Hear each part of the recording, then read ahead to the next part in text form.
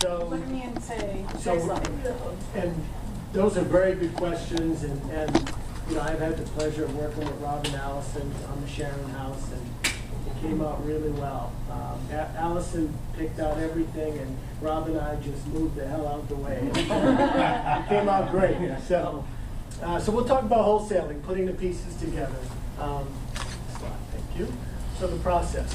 So number one, sourcing, finding good opportunities. It's number one. You know, I think a lot of people in this room, from what I've seen, some of you are really good at finding good deals and connecting and making those connections. Some people are good with rehabbing, et cetera. So obviously, number one, building a connection with the seller. I think Dickens made a very good point that off-market deals are the best deals you can have. It doesn't necessarily mean that MLS deals are bad. It's just, I think they're the best deals. You know, you're dealing with less competition, and you can really get a good project, I think, at a fair price for them and you as well. So, deal and property analysis, I'd say it's very critical. You have to understand what you're buying it for, because everyone always says that's where your profit is. And then you have to understand where you're going to sell, and you always want to be conservative. I'm probably one of the most conservative persons because I don't want to lose. I think if you keep that sort of conservative 10% or something like that extra that you can use or play with or whatever, it's good practice. Finding the end buyer. You know, one of the things that I learned working with Brownstone is networking is so important. We have agents that bring us deals. We have agents that sell deals for us. We have, I mean, it's just, you see everything. You get wholesales, you get, we rehab a lot of them. You know, we wholesale with people like Robin Allison who have been through the program, so you see a lot of different things. Structuring the deal legally, we'll talk about that as well. In regards to what Bernadette was saying about being able to assign a contract, certain situations you might not, but there's ways around it, obviously, and you're in a room of people who are resources for all of you. And then getting the deal to close. We don't want that to happen. So why do most wholesalers fail to succeed? It is a lack of understanding. So wholesaling is viewed as a way to get into the business and make money pretty quickly. You know, some people ask, what's the average wholesale profit? You know, it could be $10,000, it could be 15. I've seen as high as 30 if the deal's really good. I think the key is just keeping in mind that you're going to sell that to someone who has to make money as well. It is a good route, I think, for investors. Because it sort of makes you comfortable, and then if you want to go into the rehab, which obviously has more risk in finding contractors and tradespeople and making sure they do what they do, but you can get rewarded with that too. Most go in without a realistic understanding of these aspects of how to source a good opportunity and how to analyze a deal. And we can all do it differently. You may become someone who analyzes a deal very well. You might have someone who analyzes a deal and brings you a deal, and it's ready to go. You know, I'm working with everyone. I'll work with anyone in here, but I'm lazy. I'm not trying to go far from my house. But you know, a good example is I developed a relationship with a agent from Keller Williams, actually, out of Westwood. And, you know, he brought me into a couple of properties in Dedham, and they were on the market, and I'm running there and trying to, you know, do my analysis, and then they go under contract. And I think the fourth property he took me to, it's a Tuesday, we actually got it under contract, and this is an MLS deal. And me, as an agent, sometimes I get, you know, MLS can be very tricky. You've got to be quick, you've got to be aggressive. You know, if it's sitting there a long time, Chris says, what's wrong with it? I said, sometimes, yeah, there might be something wrong with it. Sometimes it's a good deal. So you've got to, you know, this agent really understands private funds and profit, and he really does a good job of analysis. So when I go in to meet Russ, I know it's probably a good deal, and he's gonna sell it to us and he's gonna list it for us. So it worked out pretty well. Deal analysis. Okay. So before you visit the property, and you know, as an appraiser, I do this before you visit a property. Gain insight on the property, location, neighborhood. I look at school districts. I think that's very important. That's what drives money. Research your geographic area. Are you close to commuter rail? Are you close to the highway? What are homes in this neighborhood doing? Is there a neighborhood? Is the whole town a neighborhood? So it's sort of like you're becoming a little bit of an appraiser, because you want to understand. You know, this agent Russ understands the Endicott neighborhood of Dedham. He knows it's the second, third neighborhood. It's not the top. You know, that's good stuff to know. Grew up there, should know it. Check out comparable properties, and you know, as an appraiser, you know, people bring us properties and they're not comps. You know, you have a 2,400 square foot home. You want to look at 2,200 square foot homes, and you want to look at 2,600 square foot homes. You kind of want to bracket yourself in the middle. That's the secret of an appraisal, bracketing. You know, some people will give us a 3,500 square foot home. It doesn't tell me anything. That's a different buyer. That's something else. So that's a good comp. You know, it doesn't have to be colonial. Colonial could be colonial Cape. You want to kind of keep to the similar market of what a buyer would look for. You know, buyer looking for colonial, they may consider a Cape too, probably, or Victorian. You know, but buyer looking at a split might look at a ranch or raised ranch or one level kind of home. So that's how you look at it. Can you use the the price per square foot kind of thing? No. As the appraisal world doesn't mean anything to me. No. No. I would say, what does this house sell for? Well, what do I have? What did this house sell for? Like Reed Street in Dedham. There's one down the street that sold for $460, but it wasn't updated. Yeah. And the ones that are updated are going at $5.25. I'm going to say $520. I like the mad rush at the open house. I want it to be done and over. That's me. But you know, that's the key. Is you really have to look at what's comparable. So. No, I know the members of Boston REIA now have access to Terry to get their comps, but if someone doesn't have the access to a realtor, would they look on Zillow, or how would they find their comps? You know, I use Redfin a lot, and I love Redfin. And you know, sometimes I use it to cover my butt. Like I was in, I was doing a bank drive-by today in Hudson. I've done this house 3 times in 3 years. There's a bank that hires us to do an asset valuation. I see a sign on the one across the street. I'm like, did I miss that? My house is 1,500 square feet. That one was 3,200, so I didn't miss it. But Redfin, I think, is a great app to use. I've just never been a Zillow fan. I don't believe in Zestimates and all that. It just really, I just don't. They're usually way off. Nah, I wouldn't even say way off. It's just, you know, there can be tough deals where it's hard to comp something out. You know, sometimes it could be a good neighborhood with a lack of data. Like if you bring me something in Westwood, I could sleep easy. That's a nice town. You know, Weston, Waltham. There's some great neighborhoods where, you know, you say some neighborhoods to Chris, you know, he likes them. You know, to me, it's, you know, Jamaica Plain. I used to own a condo there. Jamaica Plain, I'll listen to you. You know, some neighborhoods you know, and I think it's understanding the neighborhood. But sometimes you might not have a lot, but you know it's a good deal. And that way you can kind of bring your estimate down a little bit, and you'll know you have a good deal. You know, but it's, yeah, Zillow.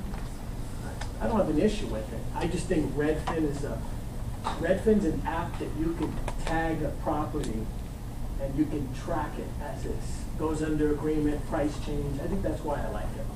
So I tagged things that I saw, that I thought about, and, you know, like Sharon was a house that came on the market, of course, day one, gone. I tagged it, came back out again, we ran after it, went under again, came back out again, and then we got it a third time. You know, my first deal was a property in Canton. It was a multi-level, 1,600 square foot home, overpriced at $350. Failed septic. When I say failed septic, I'm thinking a lot of buyers don't want to deal with that, even though lenders will work with you on a failed septic. So we made an offer at $250, and after 300 and something days on the market, we were just the lucky suckers that got the deal. Because I can't tell you how many agents said, oh, we had an offer higher, but it was an estate sale. They didn't take it. We just were in the right place at the right time. So, you know, that was my first deal, I think, last year. But, you know, sometimes tagging with Redfin, to me, helps me to keep track of things I saw or things that if it comes down, I might consider it. So I like it for that. What is Redfin?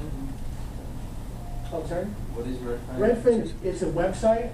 So Redfin is a real estate company that has agents, and they actually sometimes will go into a property and do what's called a tour, and they'll write a little blurb of what they thought. So if they go in with a buyer, they'll write a blurb on it. They're similar to like Zip Realty, where they give the buyer a credit to sell with them. But I just use them to kind of track a property. It could be one that I'm not sure if it's a deal I haven't gone to, but I'll track it to keep my eyes on it. And any movement, price change or anything, it sends me an email, it pings me on my phone. It's one of my phones always get. It's going off, so. Are the banks sending you on a lot of these appraisals? We do appraisals for banks. Yeah. So you do have a lot of good access to the ROIs. We do. I don't mix that relationship. Okay. Because I value it tremendously. Yeah. But we do work with a government agency that has a lot of foreclosures. But some of them are good deals and some of them are not. Yeah. So just because it's a foreclosure doesn't mean it's a good deal. So you mentioned source earlier. Would you say an appraiser is a good source? No. MLS is a good source that I started with. You know, all three deals I've done are MLS deals. This fourth one is MLS. You know, Braintree is something we're working on. That's an off-market deal. So I think mailings, and you can probably talk about ways to generate, but networks. You know, someone like Dickens, I've heard of this guy's name and I get to meet him tonight. He's a guy of very good deals. I've heard great things about him. You know, so just networking. If you meet the right people, a good agent, someone who just knows everyone in the neighborhood, and you know, there's an agent I live in Stoughton. He gets the crappiest dumps. I should know that guy, Michael. I don't know if it's his last name, but he's been in the town forever, so he gets these dumps when people pass on, and I gotta say, Michael, just sell it to me. I haven't done it yet, so but I have to. So yeah, everywhere. How accurate relative to the buyer's agent going through this? How accurate is the information that you as a private investor can get from Redfin? Say your buyer's agent is out of town on vacation and you see a hot property.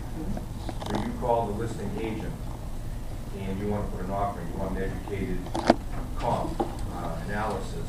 So what as a non-MLS or a non-agent can I gather from Redfin if I don't have my agent representing me on doing comp analysis? I don't use it to run comp analysis.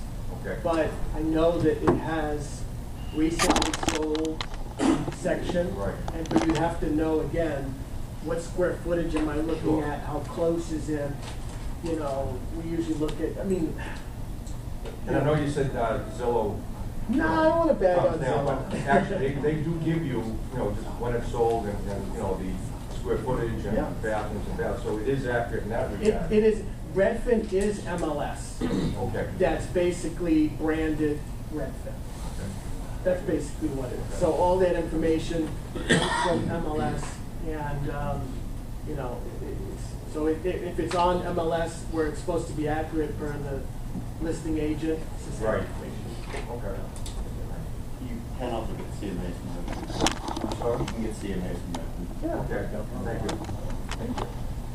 Have you ever called the bank like after the foreclosure and try to, you know, talk directly to like the loss mitigation department or anything, and just like access the, you know, the listing directly? I think, from my experience, 5 years as an appraiser and 10 years as a real estate agent, banks don't want to deal. Banks have listing agents that list predominantly their properties. You know, there's one guy in Brighton who's really nice. He lists a lot. One in East Boston. So there's certain agents. It could be maybe getting the connection with them. Yeah. Because sometimes we go in, we do the appraisal, and then it's one of these 5 guys that's listing the property. You just see it over. Yeah, and I'm sure they have connections with people, but it's networking. You know, banks don't want to call from anyone. Some of them are in California. Yeah. It's, Yeah. Sorry, I'm looking for an angle. no, it's good. I'm sure it's been tried in this Yeah. room and thought of, but they just want to, it's a weird thing. You figure, but banks are not in the business of managing and owning real estate. Right, They makes just sense. want to deal with money. Yeah. So, Makes a lot of sense. okay, for the next one. If you don't own the property and you're walking on the property, that line, that might be fun. You want to walk the property, get a sense of what you're looking at, maybe some visuals of if it needs, you know, Dedham is a good situation. Doesn't need roof, doesn't need windows, doesn't need siding. We're still spending 80 grand. So, you know, so sometimes you luck out, but you still gotta spend money. Take many pictures. Pictures are great. They can remind you of something, does it have vinyl, and it's almost set, writing down good notes. I think you gotta have some kind of repair estimator or worksheet or some kind of system that you keep track of what you saw, what needs work, you know, what doesn't, what you could maybe pass with. It's very important. Whether you develop one or you find one, you know, that sort of goes in line with estimates. If it's a 3,000 square foot home, the vinyl sided, it may be $9,000. If it's a 1,500 square foot home, it may be $7,000, you know, so, and you'll develop your numbers based on working with contractors and your experience. Of course, build a rapport with the seller, very important. And then drive the comps. That's a good one, actually. Do what we do. Drive the comps, you know, and see, yeah, this house is pretty similar, you know, or, you know, I mean, it's a lot of work up front, but it'll pay for it. Because if you focus on an area, pretty soon you'll get so good, you won't have to do, you know, you'll be like, as he said, like Chris, like, you know, he's pretty good at doing it. He's very good. What else do we have? Crunching the numbers, okay. And I think Bernadette mentioned this earlier. A lot of people that you get leads from don't realize these things. You know, I have a friend who has a property on the market in Stoughton, and it's a flip, and she had an offer from a buyer. I think she paid $150. It was on at $299. They wanted to offer like $250 because they see online she paid $154. So they're forgetting she spent hard money on that. You can't just, you know, go that low. So hard money and private cost. I think Bernadette had some good numbers for you, 12, 14%, you know, 4 points. Real estate commissions, very important to factor. If you have a good team of real estate agents that you work with, I've seen very good teams of investors and agents that do really good jobs of rehabbing and buying. I've seen ones that are poor, they do a bad job. Closing cost, you know, it could be $3,000, $3,000, $6,000. You're paying to buy it, you're paying to sell it off to someone. So factor it both ways. Taxes, you know, insurance, you've got to pay insurance, burns down. Staging, you know, we have a pretty good deal on staging because we do such a high volume, but staging helps sell, you know. Utilities, snow removal, grass cutting, you know, sometimes I think someone mentioned, how do you find these people? I thought I found a good snow guy last year, and he turned out to be the worst snow guy ever. So you win some, you lose some, you know. Even as you're going on, you're gonna have hiccups and problems with people, and you just move on. You know, we have plumbers, we pay a third, they don't like it, we move on. You know, we're trying to run a business, and we're working with business people. And you wanna work with business people, you don't wanna work with people who don't get it. And then your wholesale fee, you gotta factor that in. So if you're looking at a wholesale, try to figure out these things and then add your fee to it. And that's why we say, you know, don't be greedy, but get a good fee for yourself. I mean, you know, wholesaling can be very, very nice and very lucrative, and some people do really well. You know, I've seen a couple in South Boston, a couple of wholesales. Those guys are doing really well. So one in Canton, they made 30 grand off of it. Not bad. Any question? What exactly is staging? Staging is setting the house up with furniture where it looks, you give someone the idea of, you know, this Or room. sort of furniture. Yeah, you know, this room can fit a queen-size bed. You know, because husband and wife comes in, they're not sure, is it big enough? You give them kind of ideas, you know, how to do it. So my wife likes to do it, but I usually don't help her, so. You know, but it's good. What's the average price range for staging? The highest, because I know you watch TV shows, some could be like, what, $2 or something like that. But I'm just wondering what you usually think for staging. We pay $2 grand for staging. 2,500. So Rehoboth, we stepped it up 2,500. I mean, but I have a friend, very good friend, her fee's $4 grand. You know, so again, it's finding someone who, you know, in the beginning, maybe, you know, one of my friends, she rented some furniture from Rent-A-Center. It's $29 a month, and $29 a month, or maybe $29 for 2 weeks or something. That's not bad. That's not a bad avenue. Maybe do that and then add a couple, you know, air mattress beds. And then as you get into that big stage, then you can get the real beds, you know, so. Why would you? Even if they're so much heavier. They are. I mean, air mattress beds on top of blocks. And That's it. Put Just the cover up those cover on, buckets. goes all that. Cover them up. It's so many wings, more chances to do. So it's funny, we stage some of our properties where we move the same, he says, we move the same craft to different houses. Or we'll bring in Blair, and he does such high volume. You know, the key is you gotta find people who understand running a business and they wanna work with you, you know? Electrician, we have an electrician that gets busy, but I like working with him. He understands working with us. Plumbers, we're still looking. If you got anyone good, talk to me, you know? It's getting good tradespeople. General contractors, there's some jobs you might want to do it on yourself because it's not that bad. Fluff and buff, that's okay, you know, so. Do you vary the rate where you pay contracts depending upon the season or how busy they are? I'm sorry, say that. Do you change or chart, whatever, what am I trying to say? If it's snowing outside, there might not be a lot of work to be done, right? Mhm. So it's in low demand. So can you pay them less? Maybe not you, but does the industry pay less when there's not too much work going on? You said it's like snow plowing? Yeah, snow or No, if the general contractor is. You know, you pay usually them the less. snowplow guys are the landscape guys, and that's what they do in the winter. So, I mean, is it I think he's talking about the general contractors who are Right. doing work on the Oh, house.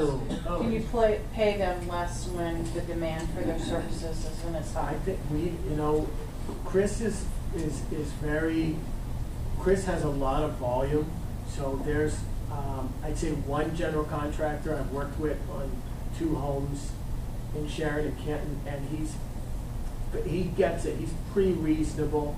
You know, sometimes he'll screw up on something and he'll eat it, or, Yeah. you know, so it's relationship too. I think in the beginning, you might have some bumps, but, you know, if they get it, they'll wanna work with you. And then depending upon the location, does that also vary by the hourly rate? I mean, It's a good question. So, I was down in the Pine Hills 2 days ago at a networking event. Plumbing is a trait that we have problems with, finding good plumbers. And so I met this plumber that I just fell in love with out of Plymouth. And I asked him, I said, do you charge more to go to Situate? Because we had situations where guys wanted a tremendous amount of money for Situate. He said, no, because he gets it. So, you know, whether you have a plumber that's good, you should still be out there talking to people. You know, now if you find, you know, we have a floor guy, he does pretty much all of the floor jobs. He's phenomenal. You know, so certain people will fit in their place, and certain people you're always gonna kind of, the door is gonna be ajar. You know, so if that answers your question, I don't know if it does. Okay. They didn't really cover, the rehab costs and what is a rehabber gonna wanna make on here, and it's not on the next slide. So Okay. could you talk a little bit about that? You know, and some people have formulas, you know, 30%, or, you know, and sometimes if we're doing a big job, we want to see maybe 80 or 90. I know Chris has a formula, he hasn't really given it to me. I just like big deals that I could do a couple a year, but you might have, you know, something that's a 1 month job. You know, walls, you know, kitchen's fine, bathroom, couple things. So sometimes I think of it in that mode. For 1 month, if I could make 20 grand, that's not bad, you know? Or I can make 15, or 2 months, I can make 30. So sometimes I look at my holding time of how long, and that way, but I try to look at markets that have good return, you know, so I don't really, I don't. So if a wholesaler were to bring you a deal and the after repaired value was 250 and you had to put, I don't know, 50 grand into Mhm. it, you would want to make 25, 30,000? Oh, for a wholesaler? No, the wholesaler's gonna wanna make Oh. 5 or 10 grand, whatever Yes. their fee is. Yes. But when they're doing the estimate for you, For to that. sell you the property, they have to put in their rehabber's profit. Sure. So, Oh, sure, if the sale is 250, I mean, if you're gonna make 10 grand and I make 30, 40, I don't think that's, it depends on how quick too, I look at that too. But, I can tell you even on QuickJobs, if you're just kind of going and trying to think about what Chris does, like we know QuickJobs, he's looking at least 40. yeah, I mean, it doesn't, because the main reason is it doesn't always turn out that way. You That's estimate true. that you're gonna make 40 or 50, and you really only make like 30. So if you're fully estimating that you're gonna make 25, that's a good point. you're gonna get, you know, very easily get screwed. Something pops up, you're holding it way longer than you thought, the market drops, you know. Yeah, this is time, you know, so for the wholesaler, I'm gonna make it, sorry, can you stand up? yeah, sure, go ahead. Talk a little bit louder and a little bit slower, just so the wholesalers know. Well, What should we just, say? what you just said, Oh, what they should add in as a rehabber's profit. Some of the stuff, I've had like 5 deals come across my desk over the last couple of days, and the rehab profit has been 20 grand, 25 grand. Yeah, And I don't even know. why not? Why wouldn't you? Yeah, I don't even know a single rehabber that would even take a project for only 25 grand. Main reason being that even if you think it's gonna be a quick flip, like for example, I'm doing one in Taunton right now with Chris. And it's in like based on what everybody has told me, I don't really know the Taunton market that well, but based on what everybody has told me, it is the #1 worst street in Taunton, in all of Taunton. Yep. Golf course. No, not that one. I'm doing a different one. I have like a bunch of projects going, so a different one. It is a well-known drug street. Like it is just a horrible street. Pulling up across the street. Oh. 5 minutes yeah, in, it's right back out. I so sat there, they were like the 5 buy minutes. on this property. The buy on this property was $83,200. The rehab budget was $15,000. It was literally just make it so that it is financeable. We're not doing anything fancy to it. We're getting it so that someone can buy it. No high-end buyer is going to be looking for this house, all right? So 15,000, for rehab. The rehab's really gonna end up being closer to like 21, 22 because there are always unforeseen problems. And he's looking to sell it for like 170. So that'll just tell you right there. I mean, the holding costs on it were, I think it was supposed to be like under $10,000. It was supposed to be like a 1-month project. It's dragging out. We're using, for example, the electrician, who's good. His prices are really good, but he is so stretched thin that he was supposed to be at my project 2 weeks ago, and he didn't show up when he was supposed to. He finally showed up, and apparently we found out that a lot of the light fixtures were just dummies and there were no wires. So he showed up and started punching holes in the walls to start running wires. So that is an added expense that we were not expecting. It's now, not only is it an added expense on the electrical, but now the handyman who was doing all the little things to just kind of get it pretty, that's so someone wants to buy it, now has to start patching holes that we weren't expecting to have. The plumber got the heating system up and running, and yesterday it just pooped out on us. And it's like, why isn't it working? I had to call the plumber back. He had to replace a part, the relay stack. I don't even know what that is. But the part itself cost $250 plus his labor to get it done. And it's just like a cost that you're not expecting. So although it's nice to think that you can buy something for cheap, you can get it off your plate really quick, you don't have a lot to do to it, and you can say, oh, I might be willing to do this for 20 or 25 grand. At the end of the day, I don't even know a single person who would be willing to do it for that little. Number one, your rehab could go way over what you were expecting, your holding costs could go way over what you were expecting, and the market could change drastically in the time frame that you have it. So even on small deals, at least with Brownstone, I know he's looking to make at minimum 40. I don't ever see a deal come across where he's like, oh, I can make 30 here, let's do it. Like, it just doesn't happen. You know, and a good point I'll add to that is, you've got two things that are chomping at your profit. Rehab costs that could go up, and holding costs. So you want to have a good cushion, because, you know, if you're Sharon, it's on the market, it's great. If our rehab cost is where it is, we went over a little bit, and now we're just, the holding cost is what we're watching, so. Yeah. Is that, small deal and going into it without knowing any of the stuff, what was the profit that you guys were thinking, which is that it was gonna be like 40. is that profit, is that, before or after, rehab? Like, We say profit, meaning when the dust settles, everything. You close on the property, what did you make on it after all your costs are taken So he was out? willing to make 40. He was looking to He's make not gonna 40. make that now. Unless it's all higher. so, No, I think he was probably looking to make a little bit more, like 45, and we're probably gonna make like 38, so it's gonna be a little bit less than what If he was you're working looking with to. only a $20,000 profit margin. Yeah, I mean, that's. so 40 is gross, I guess, or net? No, it's not. Net, oh wow, okay. Yeah. And that's, I mean, like I said, most anybody I've been dealing with so far, Okay. that's kind of like a bare minimum is 40. Yeah. It doesn't matter what size the project is or how much rehab it needs, meaning even if it's tiny, 40 is kind of like a bare minimum, and the more you go up in how much you're paying for it and how much you're spending for it Yeah. in terms of the rehab, the profit just goes up exponentially.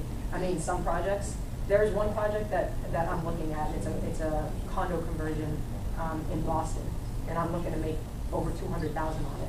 Just because the buy and the rehab on it is absolutely enormous, and the amount, the holding time on it is huge. The risk that you're taking, you're personally guaranteeing this stuff. Yeah. So my livelihood is on the line, so I better be making a good chunk of change. Yeah. What's the holding, I'm sorry, what's the holding cost? Like, what's broken, what's the holding cost, like, what's it consist of? Holding costs consist of real estate, taxes, insurance, During the time that you're. Yep, those are all- Just that time that you own it? heating the property in winter, electricity, water, not nothing but it's there. Yeah. And then money costs. How do you estimate the holding cost? Is that just Research. Yeah, I mean, if you wanted to be safe, you can figure out 6 months of taxes. all right, yeah, You know, yeah. insurance, what's a 6-month quote? I do all my, it doesn't matter for me how small the project is, I do all my analysis based on 6 months. Yeah. Because by the time Yeah. it takes you to actually finish the job, because it always goes over, it's never, you know, I Right, did it always. for 6 weeks, but this is not gonna happen. It always goes over what you're thinking, how long it takes to finish the project. Then you gotta put it on the market, and you gotta find someone who wants to buy it. Yeah. And then once you find someone who wants to buy it, which could take a month or longer, Yeah. then you have the waiting time for the closing. And it's not like they decide they're gonna buy it today and they close tomorrow, there is a 30 to 60 day waiting period, so, sometimes even more. So I always, it doesn't matter how small the project is, I always factor in 6 months of holding time unless it's a gigantic project, and I sometimes, you know, the condo conversion in Boston is like, it's a mess, I'm using a year for holding costs. I mean, Is just, it permits or something? Or? it's everything, It's a big project. it's a huge project, Okay, $300,000, yeah. If you had a deal come across in Boston that you know is really experienced and really good, you consider coming down? I mean, coming down depending on who the wholesaler is? I think it's tough because, you know, like, a good example is Dick's presentation. I was looking at, you know, Norfolk County where Sharon is, I think the number was like 529 or 539. We're just asking 499. I can't even get that, you know, so it's, the market is a factor too. And as an appraiser, I know that sometimes you just can't understand why homes don't go. You know, they have a house in Norton. That's a nice house. Yeah, at the end of the day, the way I see it is, it doesn't matter how good the wholesaler is, Yeah. because that's not gonna prevent unforeseen problems with the Sure. house that you're gonna have to Sure. fix, and it's not gonna change the market. So your wholesaler can be great, but that's not gonna change any other variables. Here's a good example. My friend she's a rehabber, it's her first rehab. You know, today she finds out she has asbestos in the attic. She says when it rains, it pours. I mean, so that's an unforeseen cost. So even if I took a deal from a very experienced person, when you get into a deal, sometimes you just never know. How much is she looking at for the removal? I'm sorry? How much is that removal? She hasn't gotten the price yet, but she has to do it. You know, but yeah. There's also just one more thing I wanna add before I take my seat, so you can continue. One of the biggest issues that I've seen so far when wholesale deals come across for me is that a lot of the times I find that wholesalers are trying to, what's the right word I'm looking for here? It's like they're reaching on the ARV. It's like they're going outside of the radius and going to like neighborhoods that don't even matter anymore. And they're like, oh, look at this ARV over here. It's like 450,000. And it's like, well, that doesn't help me. I want to know what sold right here in this neighborhood in the last 6 months. And sometimes the difference could be like $50,000. So that's another really, really important piece for not only crunching these numbers, but make sure you get your ARV right. Because if you're bringing it to a rehabber who's done at least a couple deals, they know what they're looking for, and very quickly they're just going to say this isn't a deal. So don't waste your own time, don't waste their time, and bring a realistic number to the table. Don't try to stretch so that you can make a sale, and you know it's just. As a rehabber, what do you, if there's no data in the area, how would you look at the area? That's him. That's him. I go to him. No data. Sometimes you. I mean, depends on where you're talking. I mean, South Boston, I might take a little risk there. People are going nuts over there. You know, Jamaica Plain. You know, they're going crazy. You know, I mean, there's certain markets that are just, but you don't want to be priced where you're the only person out there. That's another thing too. So, you know, you have to have something. You have to. You don't want the house too weird, because then the buyer's gonna hate that weird thing. So, you know, I like going to open houses and I see what's, you know, I started, my interest really was when I started going to properties that were flipped. And I would say, that's a really good job. Or I'd say, that's a horrible job. You know, and then I started saying, if I started doing it, there's a certain level that I want. And then I saw friends of mine who were doing it, people I met who were doing it, and they were doing exceptional work. Jamaica Plain, Roxbury, making a good amount of money. So you just got to stay in your wheelhouse, master your craft, and you know, don't get too crazy. Not every deal is a good deal. Are wholesale listings, they're not ever on MLS, right? You could, Oh. you could. I mean, mean, it's tougher, Yeah. but, Well, wholesalers, they're bringing you off market. bringing you, or it could be, you know, because you could have something on market, you get it under contract, and then what some people do is, they may have a, you know, one person I know has a connection to a hard money lender, and they give it to them, and the hard money lender's gonna help them in the network, because that person might lend from them, and they'll make money off of that. So, you know, Canton is there's one, that was interesting, it was, I think it's 218 Sherman Street in Canton, it's not too far from Canton Town Hall, you can walk to the train.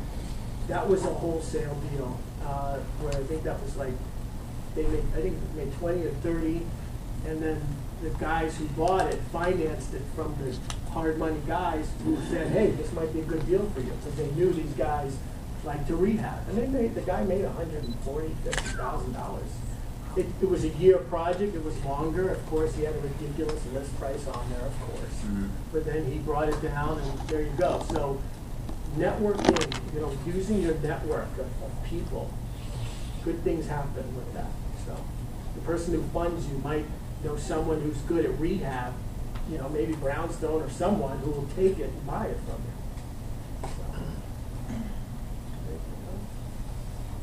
I have a point about the rehab costs.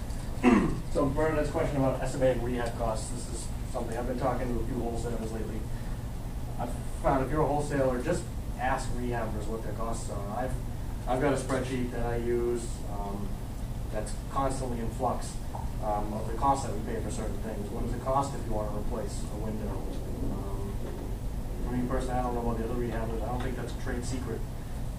I'd be happy to share that information so you guys can see the deal exactly the same way that I do. So that way, I'm not. You have to buy him lunch, though. Yeah, I take bribes. You know, Just saying. yeah, no, but so just go ask the other rehabbers. I think most of them would be happy to share that information. Say a little bit about the contract. Contract, I mean, there's many ways to do it. You can do the buyer and your assignees. I mean, I know it that way. You've probably seen a lot more, but there's many ways to do it. You can buy it, close it, and sell it. Some people go to the closing and sell it right after. There's a couple ways you can do it. I think for me, I would say either get with someone who's done them successfully, or get a good attorney. I think attorneys who are good are worth their money. You know, again, make that person part of your team, and then they'll know the right language you need. Also work with your investor savvy realtors, because Yeah. they know. They would know. You know, when they have the contracts available and can help you write them up. You know, they have access to, you know, I'm sure they won't show you purchase and sale agreements, but past deals where they can help you with some of the language if you've done it. Why wouldn't that investor savvy realtor try to take that deal before it's in contract? And try to sell it on the open market? You mean if you That's showed about it? building Yeah, relationships that's with true, people, too. It's cutting off and people. honestly, if you screw someone, if a realtor, it doesn't matter who, if someone in this room, if you screw someone, people are gonna find out about it, and then nobody's gonna do business with you. That's just the way it is. And even though real estate investing might seem like in some way to some people that it could be underhanded, and some people are underhanded, that's not the way that it works. Someone can be underhanded once, maybe twice with someone else if they go find a different group of people to work with, but it will only happen once in a specific group, and then everybody knows about it, and you know what? Nobody's going to do deals with you. Yeah. So it's professional integrity, and they're going to, most of the folks that I do business with, all of them that I do business with, have that professional integrity. So. Yeah, to add to that, I mean, there's a hard money lender, I could give you his number, but there's not good things that have been said about him. And I've heard it from several people, but I know him pretty well. You know, I play dominoes with him and stuff.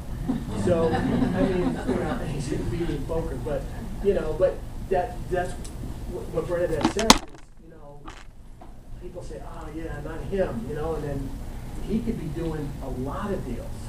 If I liked him, I could send him a lot of deals, but I wouldn't send him any, you know.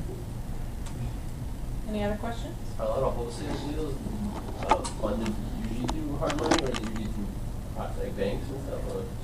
You can do, yeah, hard money, but you could also do, I mean, some people do private, do their own, well, I mean, they're rich, they got funds like that. Yeah. But, you know, you could start many ways. I know some people who started wholesaling in Worcester County, things are a little lower out there.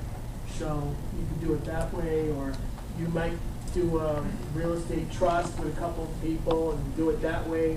There's so many different ways to cut the carrot, you know? Yeah. Or you maybe just get on the contract, you know, just P&S money, and you could sell it to someone with just $5 grand or $3 grand up. So there's many ways to do it. I know what you is about hard money, but can you talk a little bit about if you want, if you know hard money lenders, but you want to qualify, like what is your credit score, is this business credit, like what, how does that happen? When you talk about hard money and the percentage what you're paying for, but how are you eligible to actually get it? The short with hard money lenders is that it's not really credit score. It's weird. It's like the opposite of banks. It's not really credit score. It's they kind of interview you to kind of get a sense of who you are, and it's really risk. So if I go to a hard money lender, and you know, I have a house, I have a single family in Jamaica Plain. We know what those are worth. And I tell him I could get this single family for $150,000. I have people fighting to finance me because that's a great deal. So it's also the equity position too. This guy who's kind of crooked, he's like, if it's the equity position is great, he'll give you 100% financing. You might find that some people, if the deal's really good, they'll finance you different ways. Some is, it's your first time, I'm gonna do 12 and 4, but if you screw up, they get the property. So they have protection there. It's really quick. They could take it just like that. So it's not really credit per se. And then obviously as you build and you do a lot, you could develop it to where you have great rates with people, and you just call them up and say, we got another one, hey Jimmy, can you finance it? Who's the equity holder in the wholesale deal? The person lending the money or the person borrowing the money? Like a Well, conventional bank? there's no equity holder in a wholesale deal because Who they're has the deed? actually, Who has the deed? you're, That's the equity holder. you're assigning the contract to the rehabber, so when the rehabber actually performs Grows? on the property. So you're not actually then taking they- title at all? No, Okay. wholesalers don't take title Thank at you. all. It's probably in real estate, next to bird dogging is Yes. the least risky, because you're never actually taking hold of it. So you might just be gambling your $5,000 P&S money. That's it. That's all you got. You know, but if you have the language in there, you can assign it to wherever you want. So, yeah. And when you're doing off-market deals, chances are you don't need $5 grand. Yeah. You know, really depends on the person, the situation that they're in. Yeah. If they'll take, you know, $100 deposit or a $500 deposit. It really depends on the situation. You need a little bit more when you're looking at properties on the MLS, Sure. but off-market deals it's a lot less. So when you finally do sell the property, you're still buying it from the owner of the house, or? The rehabber? But The rehabber, you mean? you The buy it. the wholesaler never actually acts on the contract. Right. So they don't ever actually buy the property. They put the property under contract. Right. Once the property is under contract, they sell it to a rehabber. They sell the contract to the rehabber.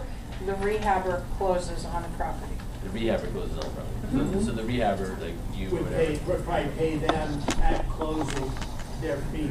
Oh, okay. So you're buying the property. Yeah. And then you're selling it. Okay. Yeah. Alright. Is that clear as mud? The time it might be. Well, I mean, if you have questions, now's the time to Yeah. ask. If anybody has questions about how the process works. So when you did finance for a property. I'm trying to figure out, how did you pay the lender? Well, so there's a couple ways you can do it. Like in our situations, the private investor that lends us the money, actually, we record, and that's really the owner. And then when we sell the property, we pay them off and get our profit.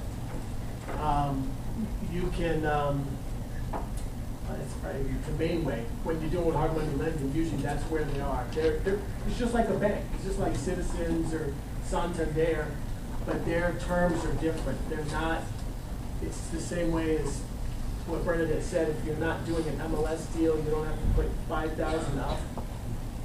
If you're doing a hard money lender, they have certain stipulations where, you know, some may say you got to do an appraisal. One of them orders appraisal from us. Some may say I have to see the property. You know, so they'll have different stipulations for you. It's very different, but I don't know if that answers your question. Okay. It's you know, this whole thing is relationship, and I think working with Brownstone, I've learned that it's relationship, and that's, some of you might have heard Chris Chapin talk before. He's phenomenal at relationships. I mean, he's got, you know, police officers looking for deals and this, you know, but people who work in nursing homes. People in nursing homes. Yeah. It's you know, it's a great idea. You know, and he gets great deals because of his relationships. So build your relationship, build your network. That's really what it is. And this is Kim Harrington is a partner at Brownstone. If you're interested in educational mentoring opportunities they have, and if you have deals and stuff, I will look at them and I will make some offers on them. So I'm open. But one last question before we end, and you can answer this too. What do you want to see in a wholesale package when someone presents you a wholesale deal? Do you want them calling you up and saying, hey, I got a deal under contract, the ARV is this, or even sending you that in an email? What do you want to see? You know, it's the same way, and Chris and Kim have given me feedback. I take an appraiser mentality where I give them the deed, I give them a copy of the deed, which then they probably don't. Well, I'm looking for any kind of deed restrictions. You know, I give them a copy of the assessor card. I give them a copy of the comps that I'm looking at. I even give them a copy of listings that if we went on if we bought the property, we would compete with them, or they would be probably our sales competition by the time we were done. So I do a lot more. I give them a write-up, the good, the bad. So if someone comes to me with just a lot of information about, you know, this neighborhood, you know, I can look up and see what it is, but if you give me a packet of that kind of stuff, it's easier and more attractive for me to look at, as opposed to me having to dig. You know, some people just throw stuff to you. You know, my friends, they want to throw stuff and make me do all the work, and that's okay, but bird dog is different. Yeah. What's bird dog? That's What's a bird dog? a bird dog. Go ahead. You want me to- So Brownstone has a bird dog program where if you see a property and you tell them about it and they actually buy it, they pay you $1,000. You don't have to do the research. You don't have to Not do on that. MLS, yeah. Not on MLS. You see a property, you mean just like Like, see a you potential know, property? you're driving by, this Yeah. property's beat up, and The grass is 6 feet high. grass is 6 feet Nobody high. lives there. $1,000. that's like seeing doing nothing. They pay $1,000 just like that. So when the wholesalers, they tell you the ARV, so they say, look, this is what I'm selling for, this is your ARV. You know what? So if someone does all the work for me, you know, I'm thinking it takes, you know, 90 grand to put it back together. I'm calculating that maybe your hard money cost might be here, or just give me, you know what, just for me, I just need to see what you want to sell to me at, Yeah. and then what you think it's going to sell for. And if there's enough fat in there, I could probably, Yeah. I'm at the point where I can figure out if it's something there, because I can figure out hard money costs pretty quickly, and, you know, and all that. And the ARV is what you can sell it at. After repair. After repair. Yeah. So they do, okay. Yeah. So, I mean, that's why I say I like numbers of buy it 200, sell it 5. Yeah, I'll take those all day, you know? How do you get in the circle of the wholesalers? Get them to How send you to emails. be one? Huh? No. How to get them to send you emails and with respective You have properties. you have some in this room. Alright. Yeah. Right, just So now buy we're it, two, trying sell it, five, what about buy it? Yeah, relationships, right, yeah. So wholesalers. Million, I mean, you see, we've looked at things in like Milton and dating. It's just, they're not bad, they're good for certain people.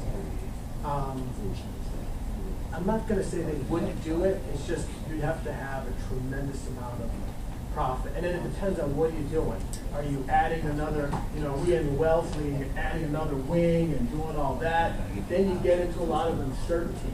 Where if it's just, I got a 3,000 square foot home in, Wellesley for a mill, and it needs $100,000 or $200,000, it's worth $2 million. Call me up, that's a good one. I looked at something it was an off market on Heath Street near Pine Manor College in Brookline. And I got all excited about this one. I got excited. And they had a sign for sale, it wasn't on the market. The owners lived in China. Called, emailed, they came in, I looked at it. I thought I gave them a fair number of like $950. But they wanted like 1.6, like all the other finished stuff. I mean, so yeah, that's not bad. There's a lot of fat, someone is more likely to take that risk. Is there a smaller market in that price point? Not necessarily, because one of the keys I look at is days on market. I look at, that kind of tells me absorption rate and how fast things are going. Brookline's a healthy market. Knowing me, I'd probably price it just a little under, and go from there. So, if people will pay. I hear nothing about condos. Is that a totally different market?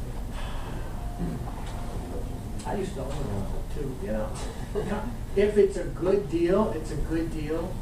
My problem with condos, and I lived it, is management companies. Condos, you've got to look at resale, and then there's a lot of different variables. Now you're required to have some sort of reserve. So you can buy a condo, but if there's no reserve, that's going to affect your value. I know someone who bought, there was a 2-family in Dorchester, he bought 1 unit. There's no association. And he thought he was going to get 310, and I said, there's no association, that's going to affect your value. Because now a buyer has to come in and do all that, or, and banks don't want to finance chaos. Especially now that the market we're in, they don't want chaos. So price is still dropping. So condo, if it's a good condo, well run, sure, it's a great deal. Sure. So, when you say there's no association, isn't he the association? Well, so when we went through the condo conversion craze, before I even got into business, sometimes you can have a 2-family where there's 2 owners, and they have to make an arrangement. You see a lot of 3-fams. There's 3 owners, and you might have each 33% ownership. If you go through a foreclosure, which I've seen, where you have 2 units in foreclosure, and then 1 unit, they just don't care, you're going to become non-financeable because you need master insurance. If you don't keep up if you have a mortgage, you have to. They're going to make you. That's different. But if you're not upkeeping, and the bank doesn't see you're upkeeping with condo fees and repairs, they're not. They're going to either charge you a lot of money on the rate, but then you squeeze out a lot of buyers. What if you want to sell to a first-time home buyer who has 5% down? Now they need 20. So the more things you add on, the less financeable you are, and it just makes it harder.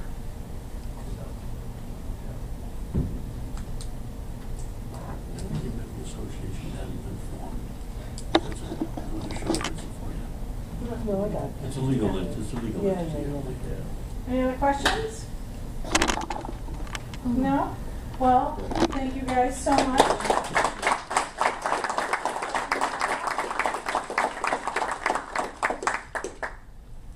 Anybody have any questions about the meeting or anything else? No? All right, well, thank you all for coming tonight. If you're interested in joining, talk to Diane back there. Come next month, it's gonna be a great meeting. If you have any questions about, you can ask Sean, he'll give you a few highlights. And I hope everyone has a wonderful Thanksgiving. Thanks, everyone.